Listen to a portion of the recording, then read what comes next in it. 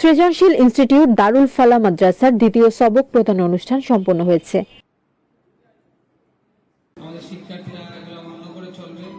গতকাল বৃহস্পতিবার সকাল 11টায় মাদ্রাসার হলরুমে হিফজ শাখার শিক্ষার্থীদের নতুন সবক প্রদান অনুষ্ঠানে প্রধান অতিথি হিসেবে উপস্থিত ছিলেন বিয়ানীবাজারের বিশিষ্ট আলেম মাওলানা আসাদউদ্দিন ছোটদেশী। জিবরিল আমিন তিনবার তিনের মুখের মধ্যে লাগাইলেন এবং তিনটা তাপ দিলেন। এরপরে বললেন ইকরা। তখন নবী করিম সাল্লাল্লাহু আলাইহি ওয়াসাল্লাম ইকরা বিসমি রাব্বিকাল্লাযী খলাক খলাকাল ইনসানা মিন আলাক ইকরা ওয়া রাব্বুকাল আকরামুল্লাযী আল্লামা বিল কলম আল্লামাল ইনসানা মা লাম ইয়ালাম। কতটুকু আল্লাহর মর্জি বলি নিলাম। এ সময় তিনি হিফজ শাখার শিক্ষার্থীদের কোরআনুল কারীমের সবক প্রদান করেন। আলহামদুলিল্লাহি রাব্বিল আলামিন।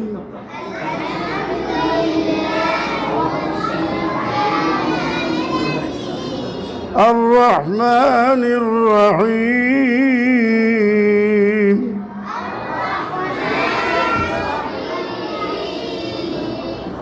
মালিক ইয়াউমিদ্দিন।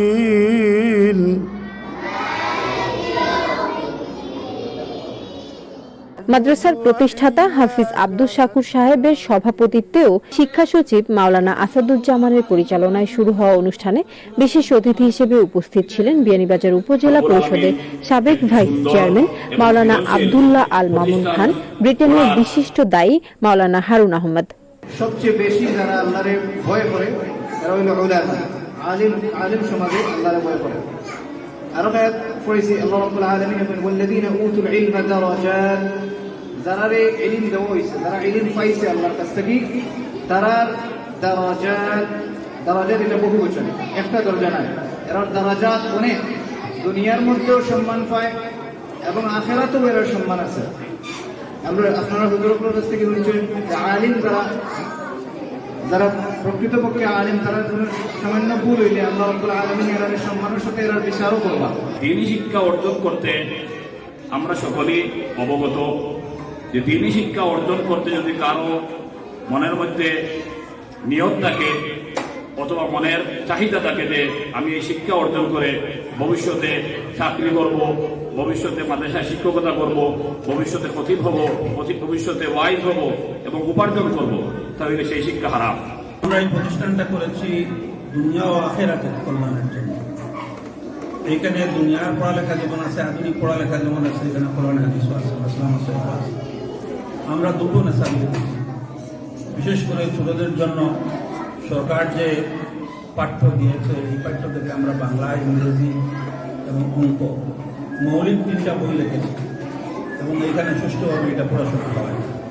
এছাড়াও এখানে নুরানি সিস্টেমে যে জিনিসটা আছে, মাসলা মাসাইল, নামাজ, রোজা, ইমান, দোয়া, দুরূদ, ওযু, গোসল ইত্যাদি প্রয়োজনীয় জিনিসগুলো এখানে শেখানো হয়। আর পাশাপাশি আমরা রেখেছি এইখানে কোরআন শরীফ মুখস্থ করার জন্য একটা ব্যবস্থা।